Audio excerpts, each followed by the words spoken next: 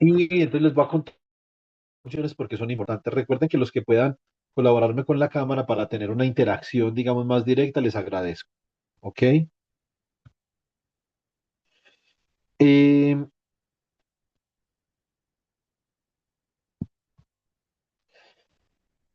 vamos a ver.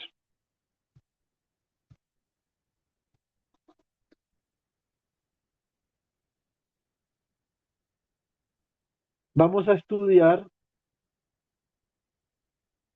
vamos a estudiar un poco la relación que existe entre variables. Digamos que cuando a mí me muestran un gráfico, a ustedes como entrenadores, como expertos en entrenamiento deportivo, típicamente, cuando ustedes buscan en Internet, ven gráficos, ¿cierto? Entonces, por ejemplo, gráficos de rendimiento, cuál es la relación que existe entre variables del entrenamiento deportivo? Por ejemplo, ¿cuál es la relación entre la velocidad que puede alcanzar, digamos, un atleta y la frecuencia cardíaca, ¿cierto? ¿Será que hay una relación entre la velocidad y la frecuencia cardíaca? Entonces, posiblemente la hay, pero entonces hay que tomar algunos datos. Entonces, yo quería hacer algún trabajo en el computador, pero se hace un poco difícil porque hay algunos de ustedes que no tienen acceso y eso, digamos, sería bastante complicado, ¿cierto? Igual yo les voy a mandar un video que grabé con otro grupo a ver qué les parece la actividad y me cuentan de pronto como cosa de ustedes qué les parece la actividad en computador. Listo. Muy bien. Mirar, estas son relaciones entre variables.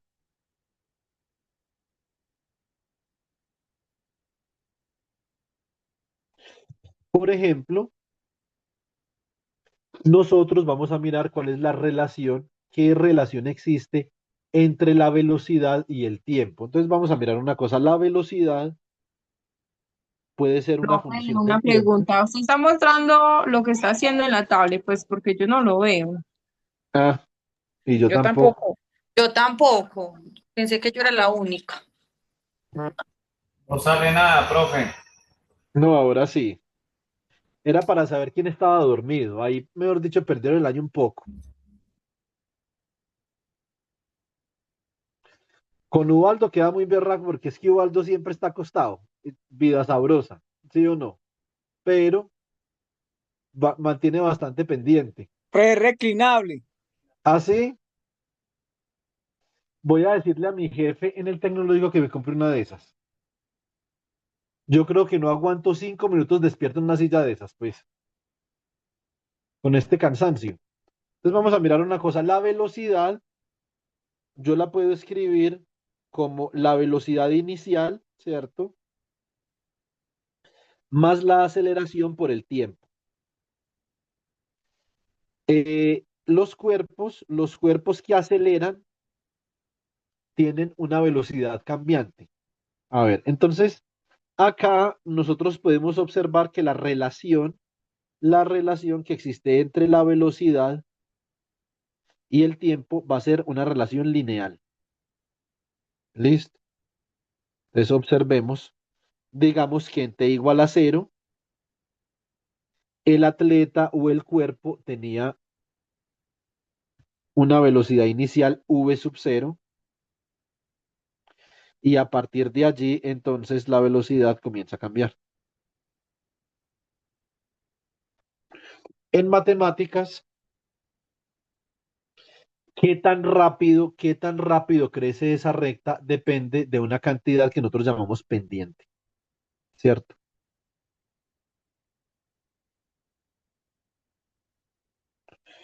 La pendiente la podemos calcular midiendo este ángulo. Este ángulo nos va a dar la rapidez de cambio de la velocidad de este cuerpo, ¿cierto? Esta es una relación lineal.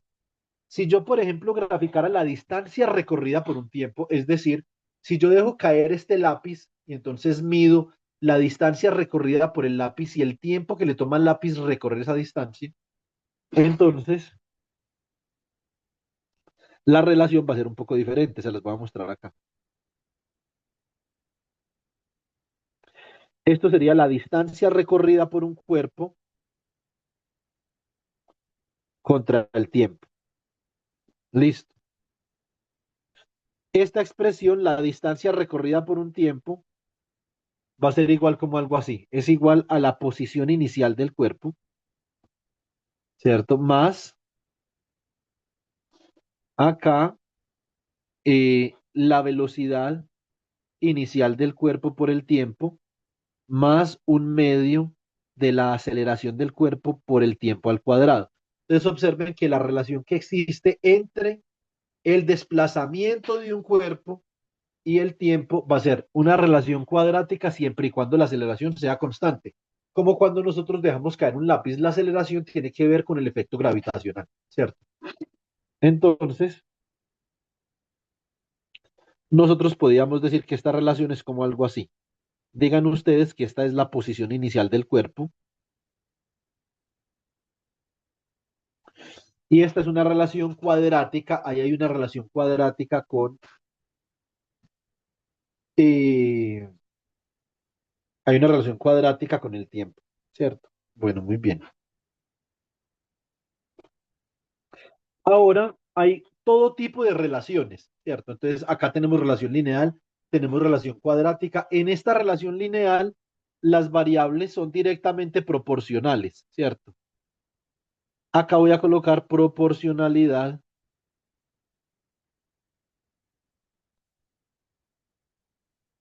directa. Listo. También puede haber una proporcionalidad indirecta. ¿Eso qué significa?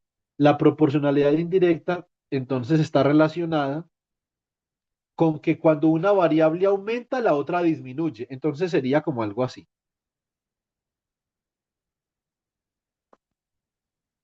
Supongan ustedes que en la medida, acá voy a colocar una variable que me determina, por ejemplo, intensidad del entrenamiento, la letra I. Y en el eje Y voy a colocar una variable que sería la frecuencia cardíaca. La frecuencia cardíaca se reduce con la intensidad del entrenamiento. ¿Eso qué significa? Entre más intensamente entrenemos nosotros a diario, menos frecuencia cardíaca tendremos, a no ser, obviamente, que hayan otros factores afectando la frecuencia cardíaca. Dice, no, yo entreno todos los días una hora, pero mejor dicho, una de entrenadas y la frecuencia cardíaca en vez de bajar sube. Y yo le pregunto, ¿y usted qué hace después de que entrena? No, hoy me compro un pan de 500 y una Coca-Cola de 2 litros. Pues entonces, obviamente, naturalmente que la frecuencia cardíaca le va a aumentar con el pan y con la Coca-Cola, ¿cierto? Entonces, lo que yo me refiero es a un deportista que trabaja con alta intensidad y que se alimenta con manzanas, ¿cierto? Entonces, o con comida para conejos, que es lo que yo tengo literalmente en la nevera. Tengo un paquete de comida para conejos, zanahoria, lechuga, eh, y no sé qué más, mientras que me recupero un poco. Entonces, pero típicamente la frecuencia cardíaca se reduce con la intensidad del entrenamiento. Entonces sería como algo así. Aquí nosotros podemos decir que la frecuencia cardíaca y la intensidad son inversamente proporcionales. ¿Qué significa eso? Mientras uno crece, el otro disminuye. Listo. Entonces acá yo puedo escribir que esto sería inversamente, inversamente proporcional.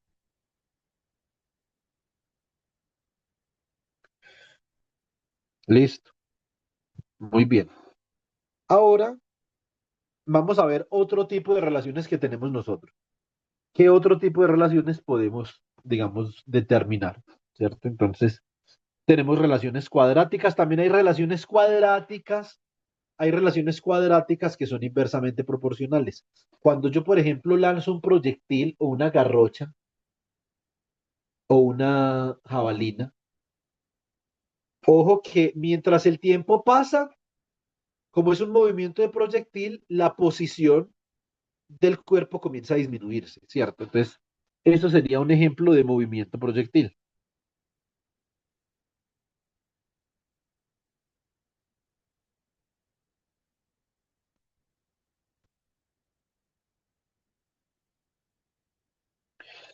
¿Cómo sería un movimiento proyectil? Sería como algo así.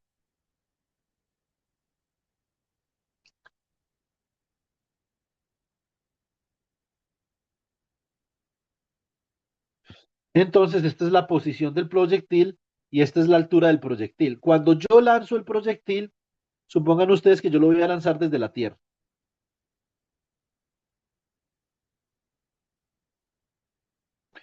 Yo voy a lanzar el proyectil, digamos, a una velocidad constante. Entonces lanzo el proyectil alcanza su altura máxima y el proyectil vuelve a la Tierra, ¿cierto? Observen que durante los primeros instantes de tiempo, el proyectil aumenta su altura en la medida que se desplaza, pero después de que alcanza la altura máxima, digamos que esta es la altura máxima que alcanza el proyectil, puede ser un balón de fútbol, puede ser un misil Tomahawk, bueno, lo que ustedes quieran que sea un proyectil, él alcanza su altura máxima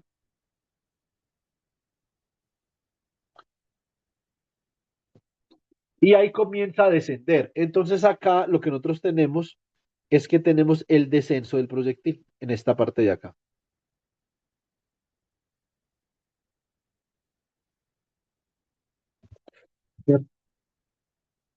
La posición, la altura del proyectil comienza a disminuir con el tiempo después de que él alcanza su altura máxima. Hay todo tipo de relaciones entre variables, ¿cierto?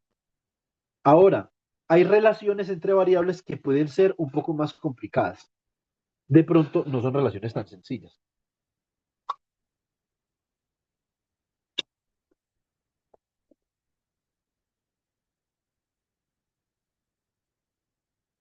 Vamos a examinar una.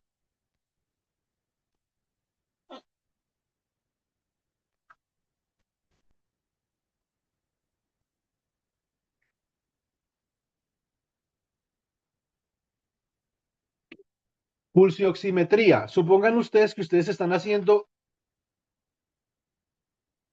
monitoreando las variables fisiológicas durante el entrenamiento físico, ¿cierto? Y quieren saber cuál es la saturación de oxígeno en el individuo o en la individua que está realizando la actividad física. Esto es el tiempo y esta sería la saturación de O2. Muy bien. Qué tipo de relación espero yo? Acá la relación va a ser un poco más complicada debido a la forma como se mide la pulsioximetría, debido a la naturaleza química de la medición de la pulsioximetría, etcétera, etcétera, etcétera. Entonces sería como algo así. De pronto, eh, podría disminuir inicialmente. Después, dependiendo de lo que esté haciendo, puede subir. Hay veces que puede ir bajando, después puede volver a subir, ¿cierto? Observen que este tipo de relaciones son relaciones más complicadas. No es tan fácil describir, digamos, unos datos de pulsioximetría como si es fácil describir los datos de la velocidad o de la aceleración de los cuerpos. Aspectos importantes a tener en cuenta cuando yo analizo relación entre variables. Entonces, aspectos importantes a tener en cuenta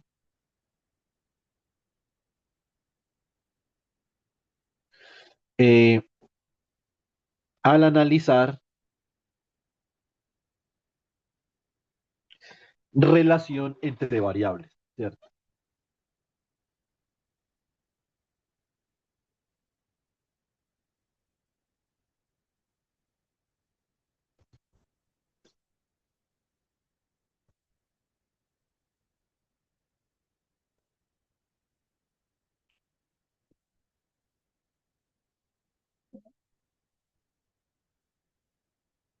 Entonces,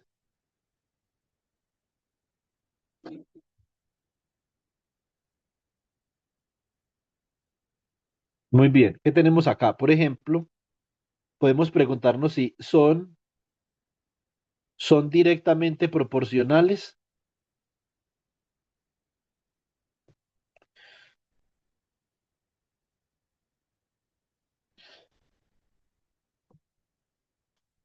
Por ejemplo, son inversamente proporcionales,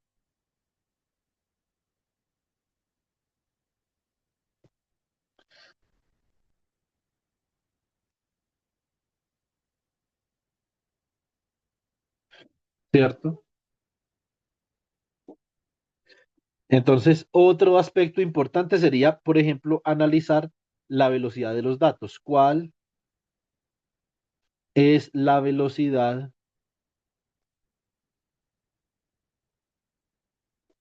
de los datos? ¿Qué tan rápido cambian los datos, por ejemplo? Otros aspectos importantes a analizar, por ejemplo, podrían ser si los datos que yo estoy midiendo, yo los puedo ajustar a una recta o a una parábola, ¿cierto? Entonces,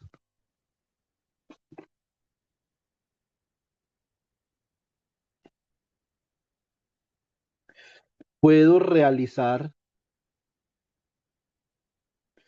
un ajuste de datos.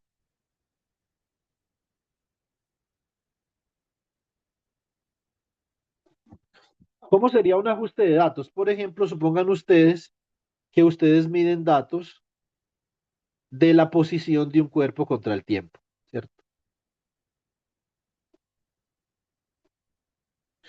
Y les van a dar datos como así. Entonces, por ejemplo, un puntico por acá, otro puntico por acá, por acá, por acá, por acá. Y tal vez esos datos no describen una tendencia exacta porque son datos con incertidumbre, pero sí, lo que podemos hacer es que podemos ajustar los datos a una curva que sea más o menos parecida, ¿cierto? Y en el proceso de ajuste, por ejemplo, podemos determinar la aceleración del cuerpo. En el proceso de ajuste se determina la velocidad del cuerpo, ¿cierto? Muy bien. Perdón, la velocidad no, la aceleración. Qué pena con ustedes, la aceleración.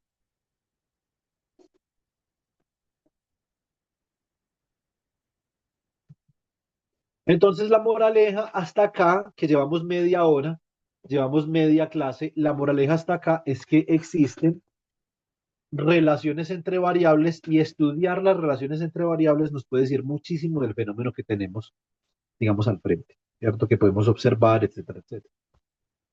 Ahora vamos a mirar algunas funciones particulares que me determinan cambio, ¿cierto? Entonces, funciones importantes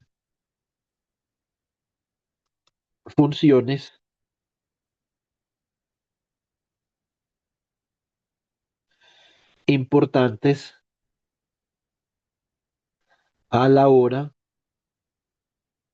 de estudiar el cambio. Listo. Muy bien.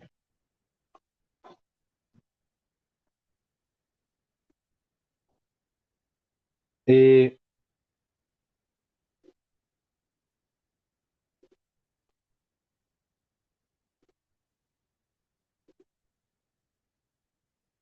listo.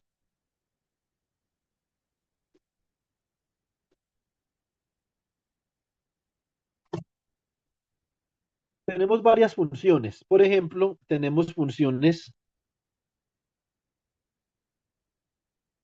Entonces tenemos la función raíz cuadrada. Esta es una función importante. Típicamente yo a esta función le llamamos potencias. Son funciones de potencias racionales. Podemos tener también eh, potencias enteras.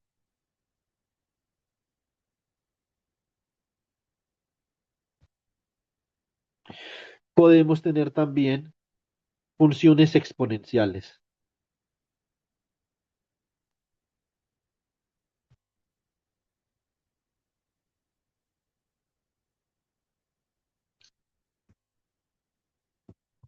¿Listo? Pero también podemos tener funciones logarítmicas. ¿Listo? Vamos a ver.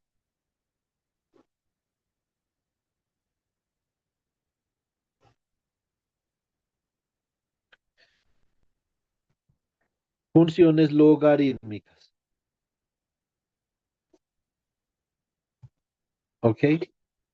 Todas estas funciones me representan diferentes tipos de cambio cuando yo estoy estudiando un proceso y sobre todo cuando obtengo datos.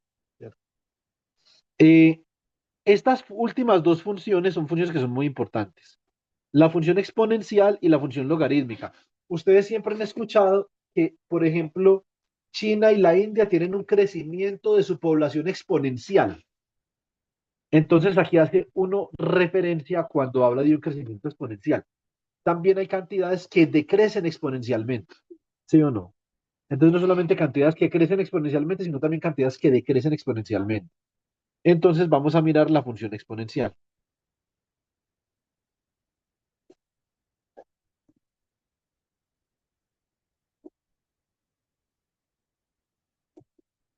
La función exponencial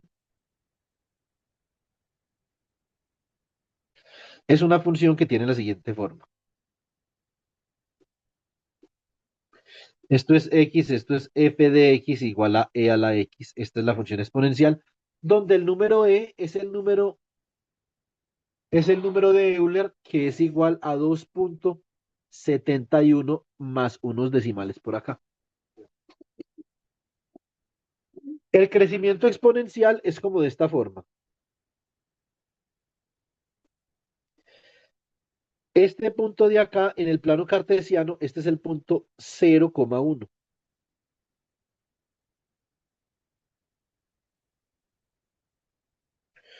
Observen que esto lo que yo tengo acá es lo que yo conozco como crecimiento exponencial. ¿Qué pasa, por ejemplo, si yo tuviera la función e a la 2x? Entonces la función e a la 2x también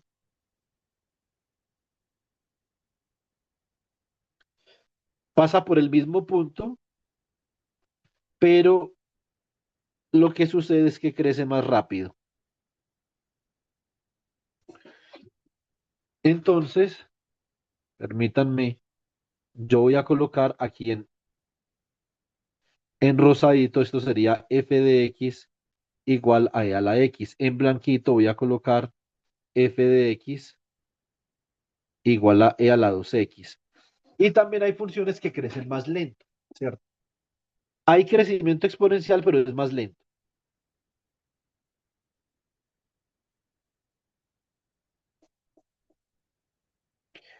Esta sería f de x igual a e a la 0,5x. Esto es un crecimiento más lento. Por lo tanto, yo puedo llegar a la conclusión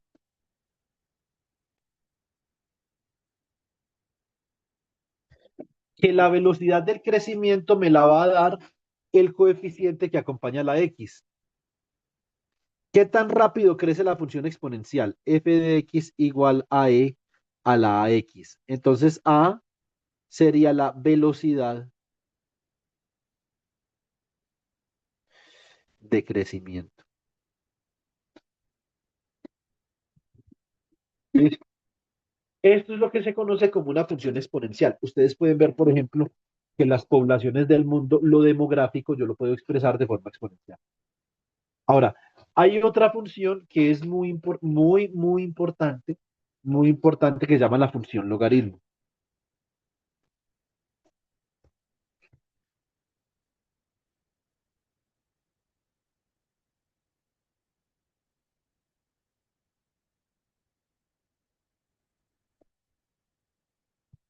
La función logaritmo, el logaritmo puede tener diferentes bases. Por ejemplo, a ver, vamos a hacer un ejemplo de logaritmo.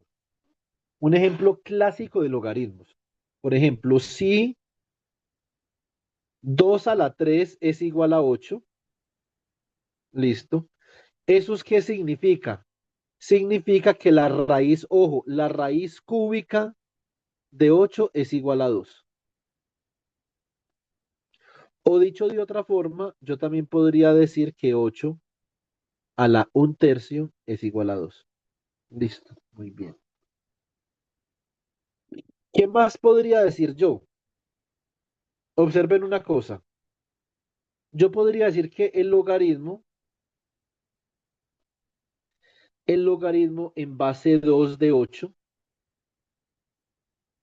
es igual a 3, ¿cierto? ¿Cómo funciona el logaritmo? Préstenme atención. Lo que yo puedo hacer es escribir esto. Logaritmo en base 2 de 8 es logaritmo en base 2 de 2 al cubo. Por las propiedades del logaritmo, este 3 lo puedo bajar a premultiplicar al logaritmo. O sea que esto me va a quedar como 3 logaritmo en base 2 de 2. Y el logaritmo en base algo de ese mismo algo es 1.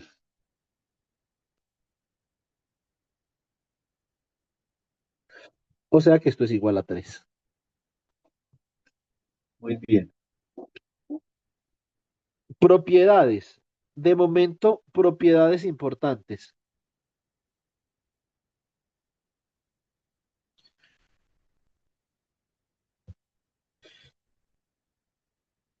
Muy bien.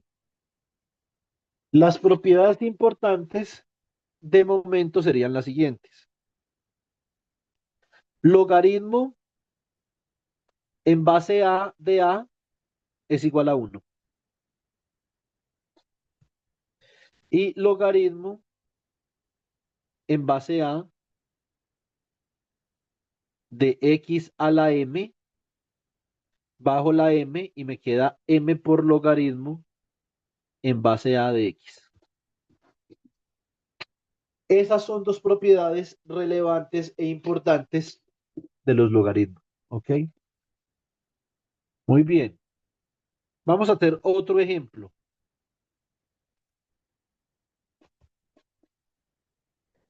Ejemplo. 2 a la 4 es igual a 16. ¿Eso qué significa? Que el logaritmo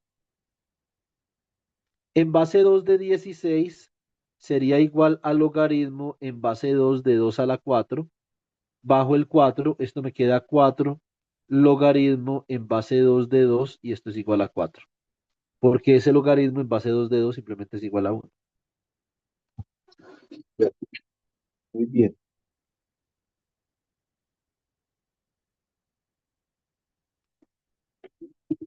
Osvaldo, me está quedando dormido, viejo, ¿qué? No, pues, estoy viendo que está complicada la cosa. No, hombre. Esto tan fácil que es y sobre todo tan agradable de hacer esto. ¿Usted qué prefiere hacer? ¿Usted prefiere ir a comer un sábado por la noche o hacer una vaina de estas? No, esto como es entretenido. ¡Ay, sueñito! Esto es muy entretenido. Yo prefiero quedarme haciendo esta vaina. Me parece supremamente entretenida. Entretenida, divertida. No hay ninguna película que me entretenga más que hacer logaritmos, igual. Esto me parece supremamente entretenido. Cuando usted lo aprenda a ver entretenido, mejor dicho, ahí se va a dar cuenta. De pronto para usted lo único más interesante va a ser nadar antes que hacer logaritmos. Pues, si usted supiera cómo está de fría el agua. Pero cuando a uno le gusta, ahí está. Vamos a hacer otro ejemplo diferente con una base diferente. Ejemplo.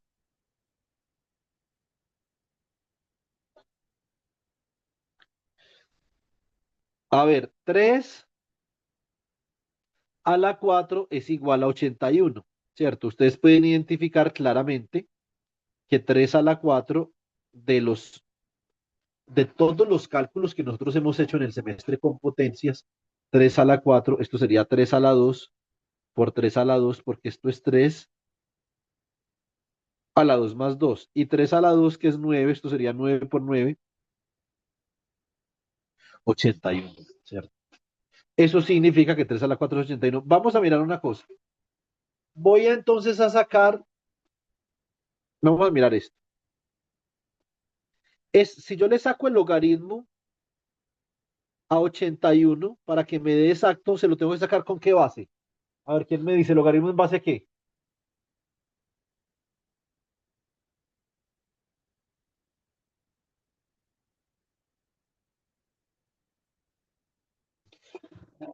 Yo sé que algunos de ustedes saben, pero a uno le da susto equivocarse.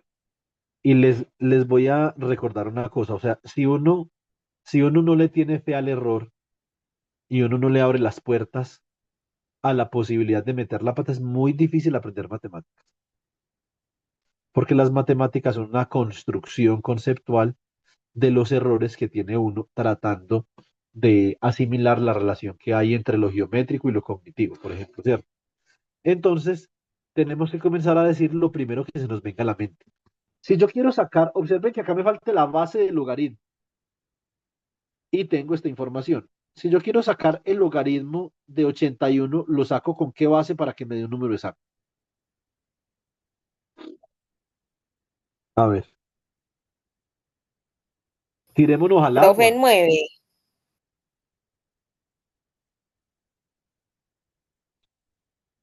Eh, Pruebe con yo le digo 4. una cosa. No, me parece interesante lo que dice Diana, porque Diana literalmente acaba de estripar una mosca con una bomba atómica, ¿cierto? Pero digamos que me parece interesante. Vamos a mirar una cosa. ¿Qué es 81? Que por eso es interesante lo que dice. Póngale cuidado lo interesante de Diana. Fíjese pues. Entonces voy a hacer lo que dice Diana. 81 también lo puedo expresar yo como logaritmo. Bueno, entonces esto sería logaritmo en base 9 de 9 al cuadrado, porque 81 es 9 al cuadrado. Bajo el 2 y me queda, ¿cierto? Logaritmo en base 9 de 9. Esto me da 1 y por lo tanto el logaritmo en base 9 de 81 me da 2. Entonces, bueno, digamos que yo la veo más fácil, ¿cierto? Pero lo que dice Diana tiene sentido. Lo que pasa es que yo no me lo habría imaginado, ¿cierto? En mi época realmente no me lo había imaginado, entonces la felicito. Está bien, ¿cierto? Entonces, vamos a mirar otra opción. El logaritmo en base que de 81 me daría un número exacto. A ver, logaritmo en base que de 81.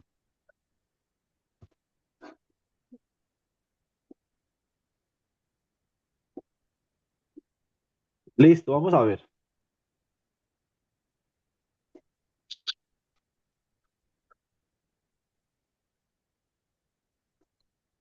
¿Qué otra alternativa me dan? Diana ya me dio una que me parece muy interesante, pero hay otra alternativa. Observen que el resultado del logaritmo depende de la base. Este resultado de acá me da 2 porque es con base 9. Si yo cambio de base, me debe dar un resultado diferente. Entonces, a ver, escucho con atención. ¿Alguna propuesta? ¿Con ¿De qué 10 o base qué? calculo? ¿Cómo? ¿Con 10 o 3? No, no, no, pero sin adivinar. Necesito que me dé una respuesta, Osvaldo, pero que me la justifique. ¿10 o 3? ¿Cuál dice usted?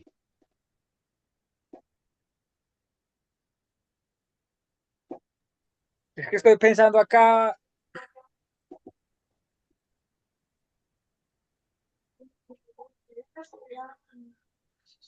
No, no, siga, que estoy cabezón. No, no, no. Conversemos de los errores en la evaluación de logaritmos. Eso nos hace a nosotros. Estamos más cerca de la perfección cuando nos equivocamos, Osvaldo. Dígame una cosa, ¿usted por qué dijo 3? Yo quiero saber. Prueba al simplificar, no. Sí, pero digamos que observen. Voy a, vea Camila, yo voy a utilizar la base 3 que había dicho Osvaldo.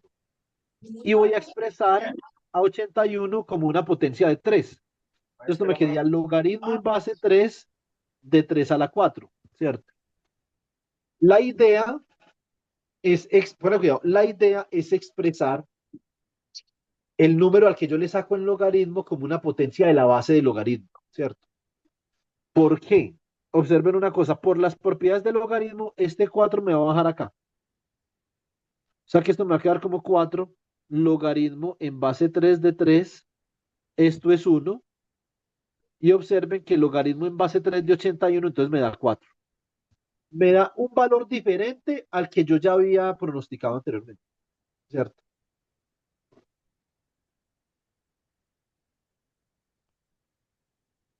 Por ejemplo, digamos que eso es importante. Entonces el valor del logaritmo depende de la base con la que yo lo calcule. Vamos a hacer otro ejemplo.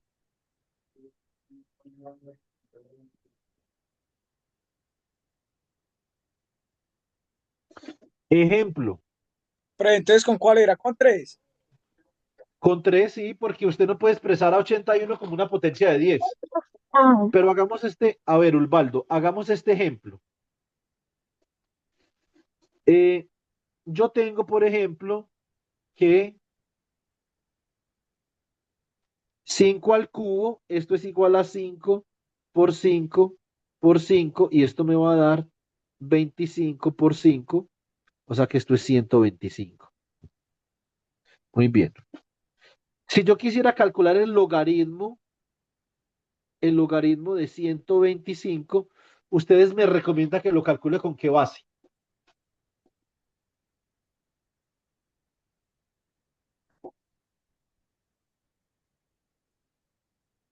A ver.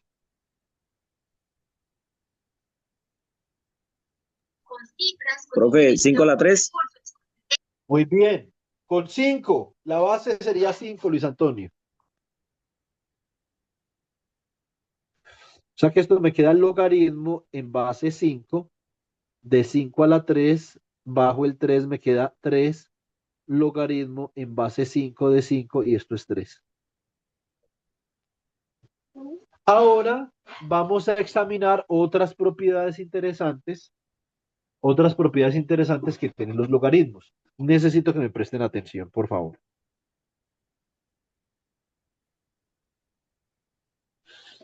El logaritmo, no importa la base, el logaritmo en base a de alguna cantidad, por ejemplo x, más el logaritmo en la misma base de otra cantidad, por ejemplo y. Esto es logaritmo en esa base de x por y. Eso significa que la suma de logaritmos es el logaritmo del producto de la vaina a lo que yo le sacaba el logaritmo, ¿cierto? Esta es una propiedad que es muy importante. Listo. Muy bien. Es muy importante esta propiedad. Recuerden que nosotros en el curso también hemos hablado de la diferencia de cuadrados. Que el cuadrado de un número menos el cuadrado del otro número, esto es x menos y por x más y. ¿Cierto? Muy bien. Esto es la diferencia de cuadrados. Esta es otra propiedad importante. Listo. ¿Cómo? Yo quisiera, a ver, vamos a aplicar un poco estas propiedades. Entonces, por ejemplo, yo puedo decir que el logaritmo en base a, observen, en base a de 15, yo puedo separar el 15 en un producto. Esto sería logaritmo en base a de 5 por 3. Y como esto es un producto, esto debe ser la suma de los logaritmos de 5 y de 3, ¿cierto? Según esta primera propiedad de acá. O sea que esto me queda logaritmo en base a de 5 más logaritmo en base a de 3. Ahí utilicé la propiedad. Vamos a utilizar otra vez la propiedad. Por ejemplo, Vamos a ver al revés, logaritmo en base a de 4 más logaritmo en base a de 8, ¿cierto? Muy bien. Esto sería logaritmo en base a de 4 por 8. O sea que esto es logaritmo en base a de 32. ¿Listo?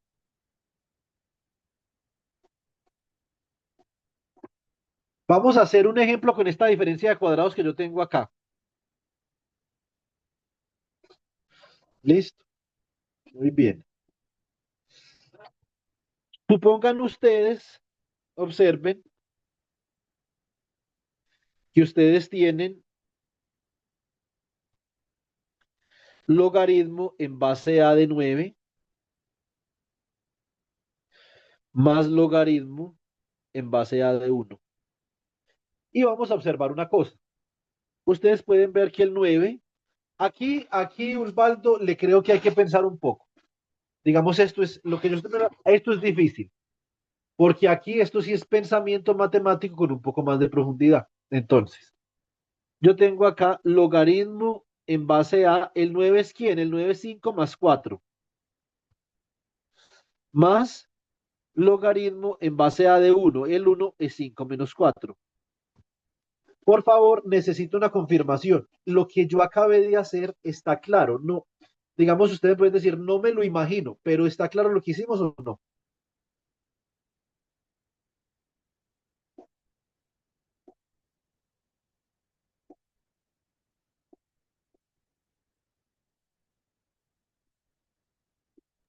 Profe, sea, lo que está usted está cero claro. explicando, pero lo que usted está explicando está claro, que lo entendamos al punto que para hacer algo, pues como una evaluación, hay que, pues, aparte de eso, es seguir haciendo ejercicios y seguir mirando explicaciones, profe, porque para cogerla a la primera, siempre es, pues, Ah, siempre no, has no, no. explicado mucho. A la primera, no, por eso hay un video y a la primera no entiende nadie. O sea, uno necesita tiempo para entender. Ahí sí, eh, ahí sí totalmente de acuerdo, ¿cierto? Ahí no hay nada que hacer. Entonces vamos a mirar una cosa, Caterina. Entonces acá, ¿esto cómo me va a quedar? Yo puedo aplicar la propiedad que el logaritmo de algo más el logaritmo de otra cosa es el logaritmo del producto, ¿cierto? Entonces esto me va a quedar el logaritmo de A por 5 más 4 por 5 menos 4, ¿cierto? Entonces este es el logaritmo del producto de estas dos cantidades, porque observen que esto es equivalente al logaritmo de la suma de una cantidad más el logaritmo de la suma de otra cantidad. Yo puedo observar, si yo me voy para la expresión, pillen pues, si yo me voy para la expresión, me voy para la expresión de diferencia de cuadrados, yo puedo ver que si yo cojo una cantidad y la sumo con otra y después las resto, eso me da la diferencia de cuadrados de las cantidades. Por lo tanto, acá yo puedo tener que esto sería logaritmo en base a, ¿cierto? ¿De quién? De 5 al cuadrado, ¿cierto? Menos 4 al cuadrado.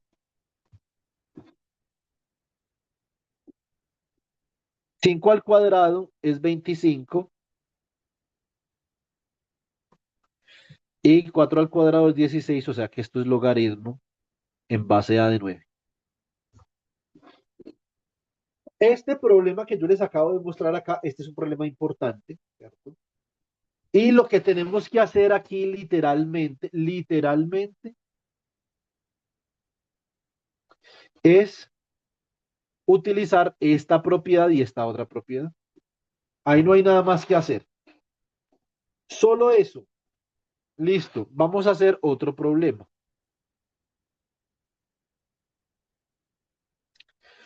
Supongan ustedes que lo que nosotros ahora tenemos es esto. Dicen pues, yo tengo, que es algo diferente,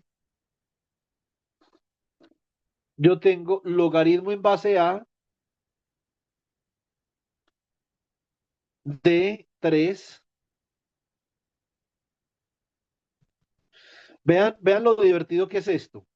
Por eso es que esto me divierte mucho. Cuando me hospitalizan, antes que cualquier cosa, prefiero hacer logaritmos. Me parece fantástico. Me parece supremamente entretenido. O identidades trigonométricas, o resolver ecuaciones. No sé quién se identifica conmigo. Día uno, por favor. Entonces, logaritmo en base 3, mire pues, logaritmo en base 3 más logaritmo, perdón, en base A de 3 más logaritmo en base A de uno. Vean lo que yo voy a hacer. Me voy a inventar acá algo. Un invento mío, pues. Esto me queda como logaritmo en base a, ¿quién es 3? 3 es la raíz cuadrada de 9. ¿Y quién es uno? Uno es la raíz cuadrada de uno. Muy bien. Yo voy a expresar esto usando las propiedades. Recuerden que las propiedades también me dicen que la raíz cuadrada de un número x es igual a x a la 1/2. Listo. Entonces voy a utilizar esta propiedad acá y va a suceder lo siguiente. Esto es logaritmo en base a de 9 a la 1/2 más logaritmo en base a de 1 a la 1/2. Por las propiedades de los logaritmos, la propiedad que nosotros ya habíamos examinado anteriormente en los logaritmos que dice que el logaritmo en base a de x a la p, esto es igual a p por logaritmo en base a de x, ¿cierto? Esa es una propiedad, entonces yo puedo bajar este 1/2 de acá. Entonces me va a quedar así, me va a quedar como 1/2 logaritmo en base a de 9 más 1/2 logaritmo en base a de 1. Y esto me va a quedar, yo puedo factorizar el 1/2 y esto me va a quedar como logaritmo en base a de 9 más logaritmo en base a de 1. Y esto me queda exactamente como el problema que tenía anteriormente. ¿Cierto? Muy bien. ¿Listo? Entonces acá yo podría decir lo siguiente. Entonces, puedo decir que esto es 1/2 logaritmo en base a de 5 más 4 más logaritmo en base a de 5 menos 4. Muy bien. Continúo. Esto es 1/2 logaritmo en base a, ¿cierto? Entonces acá, como es la suma de los logaritmos, recuerden que yo lo puedo expresar como el producto de los logaritmos. De los logaritmos, no, el producto de las cantidades a las que les estoy sacando el logaritmo. Ya voy a acabar, chicos. Entonces, esto sería de esta forma. Logaritmo en base a de 5 más 4 por 5 menos 4. Y acá observen que tengo una diferencia de cuadrados. Entonces, ¿cómo me queda esto? Esto me queda como 1/2 logaritmo en base a, ¿de quién? De 5 al cuadrado menos 4 al cuadrado. Y observen que por la misma propiedad, yo ahora puedo subir este 1/2 y colocarlo acá, ¿cierto? O sea que esto me va a quedar como logaritmo en base a, ¿de quién? De 5 al cuadrado menos 4 al cuadrado a la 1/2.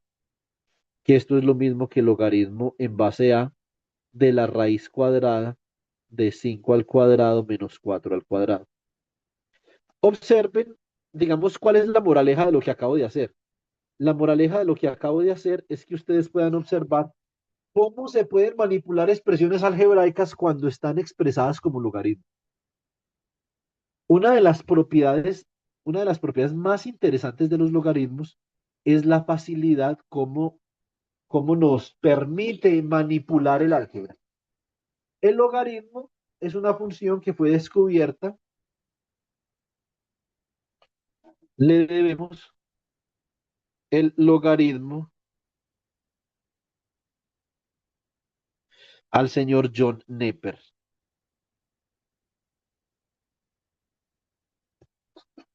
¿Cierto?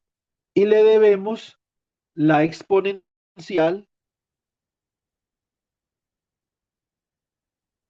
la función exponencial al señor Leonard Euler, que es uno de los matemáticos más grandes de todos. Eh, Tenían razón por ahí, ahora que decían, creo que era Caterine, no, pues, o sea, yo a usted lo que dice lo entiendo. De hecho, lo que dijo Caterine puede ser como muy trivial, pero antes eso no se sabía. Las personas pensaban que uno aprendía en clase, hasta que llegó una persona, entonces lo voy a colocar acá ya bajo otro título, ¿cierto? Otro título así, como, lo voy a colocar casi como principios de la pedagogía cognitiva, que espero que ustedes lo vean porque como van a ser profesores, es importante que dominen este tema. Llegó una persona que aunque ustedes digan, no, pero es que lo de Caterine yo lo veo como normal, ¿cierto? Pues normal que uno no aprenda si no va a clase, ¿cierto? Entonces, o normal que uno no aprenda si no intentar cosas, pero resulta que antes eso no era normal. La gente pensaba que uno se podía sentar en un aula como si fuera una misa y que el profesor le podía transferir a uno los conocimientos como si fuera el mismísimo vicario de Dios en la tierra, pues, ¿cierto? Entonces, hasta que llegó Jean Piaget,